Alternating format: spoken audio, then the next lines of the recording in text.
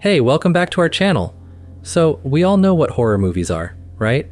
They're movies meant to be super scary and give you chills. Take the movie Smile, for example. It's honestly one of the creepiest movies we've ever watched. No joke, we were totally curled up the whole time watching it. What if I told you Jojo Siwa made a horror movie, and it was awful? Like really, really bad. Ever since 2024, it seems like Jojo's been going a bit off the rails, doing strange dances on TikTok and even stranger stuff on stage, breaking YouTube records for the most dislikes on her music.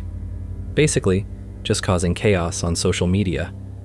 All of this was part of her sudden switch from making kids' content to more grown-up stuff. It was way too much for the internet to deal with, but somehow in all the craziness she caused in 2024, she went ahead and dropped a surprise movie. I'm calling it a surprise because honestly she never mentioned it anywhere. Even if you check her TikTok and Instagram, there's nothing about the movie. Honestly, I thought that was kind of strange. Like, why not post about a movie you're in? But oh well, who knows? The movie everyone's talking about is called All of My Friends Are Dead.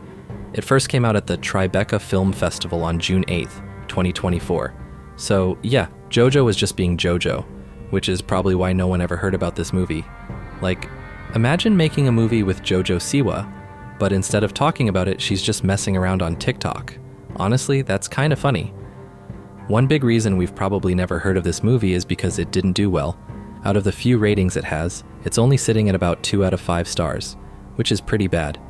And from reading some of the reviews, it's clear people really don't like it. They're calling it confusing, boring, and not even funny. The trailer on YouTube only has 95K views, which might seem like a lot, but compared to Jojo's other work, it's barely noticeable. It also has just 300 likes and 100 dislikes. Safe to say, 99% of people didn't even know this existed until now. Okay, so it's pretty obvious this movie isn't a favorite for most people. It's about 1 hour and 30 minutes long, and you can watch it pretty much anywhere for free. No need to pirate or buy it. Anyway, let's get into it. The movie kicks off with one of the weirdest scenes I've ever seen. Honestly, I don't think I've seen many movies start like this. I think we're just so used to the opening music going dun dun dun, but hey, let's give this one a shot. The movie kicks off in a wooden cabin, and guess what? Jojo Siwa is here. So, we get thrown into these random flashbacks with a voice talking about how awesome Jojo Siwa was. Clearly, something's off with her. Anyway, Jojo ends up getting killed by some mystery person, and the movie just keeps going. But don't worry, that's not the last time Jojo shows up in the movie. So, it skips ahead about 2 years, and now the story is about 7 friends heading to this event called Karma Palooza. I'm pretty sure it's a little nod to Jojo's song Karma that came out the same year. You know, the one that went viral but also got the most YouTube dislikes in 2024? We don't know much about these people, but they're not exactly easy to like. 6 of them used to be really close friends with Jojo Siwa, but it doesn't seem like their friendship meant much. After she passed away, instead of being upset or showing any real sadness, they just replaced her with another blonde girl, like she didn't matter. It's a pretty shallow and cold thing to do, and it says a lot about who they are and what they care about. That's such a sweet and creative way to honor your friend. It's low-key and not super obvious, so the audience gets to figure it out on their own. You only notice it when you catch a random picture frame in the background about 3 minutes into the movie, and then it all makes sense.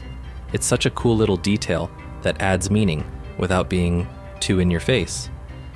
The movie starts with about 10 minutes of random backstory, trying to explain the characters and why they do what they do. It throws in a few side stories and relationships, but it's kind of all over the place and doesn't really click with the audience. Things get more interesting when the characters finally meet up and decide to go together to the big music festival, Karma Palooza, where all the crazy adventures and surprises happen. This movie feels like one of those that's all about social media, with the characters obsessed with likes, followers, and getting attention online. It's supposed to critique internet culture, but honestly, it comes off as shallow because the characters are pretty flat and predictable. Not everyone likes these kinds of movies. They can feel repetitive and a bit boring. After watching it, I kind of get why Jojo didn't even bother promoting it. Maybe they didn't think it was good enough or felt like people wouldn't really connect with it. So, the movie is your classic slasher story with all the usual stuff. A group of friends is on their way to the Karma Festival, super excited for a weekend of fun and music. but out of nowhere, their tire suddenly blows out while they're on this lonely road in the middle of nowhere. Now they're stuck with no cell service and not a single car driving by. Just as they're starting to freak out, a cop shows up out of nowhere. It's weird because the road had been completely empty for miles. The cop seems nice enough and says he can give them a ride to a nearby Airbnb so they can call for help and figure out the whole car situation. They're not totally sure about it, but they agree. When they get there, the Airbnb turns out to be this super creepy old house deep in the woods. The place instantly feels off, but they tell themselves it's just one night. What's the worst that could happen? Can you believe it ended like this? 6 friends head to a remote cabin for a fun weekend, but things go horribly wrong. One by one, they're hunted down and killed by someone wearing an LED rave mask. You know, the kind people wear at music festivals. But this wasn't your typical colorful or trippy mask. Nope, it was glowing with the creepy, smiling face of Jojo Siwa in the dark. At first, it seemed like some random, sick joke that went too far. But as the night went on, the truth came out. Turns out, these 6 friends had bullied Jojo Siwa years ago, teasing her over dumb, petty stuff, and it pushed her to a tragic ending. Now, someone wearing that mask is back for revenge, making them pay in the most terrifying way possible. So, guess who was behind the mask? The cop. Yep, the same cop who was acting all weird earlier. But hold on, it gets crazier. She wasn't working alone. She teamed up with the blonde girl. And get this, the blonde girl and Jojo weren't just random people who knew each other. They were actually friends, and not just casual friends. They had a whole history together that no one saw coming. The whole thing was a setup, and suddenly everything started to click.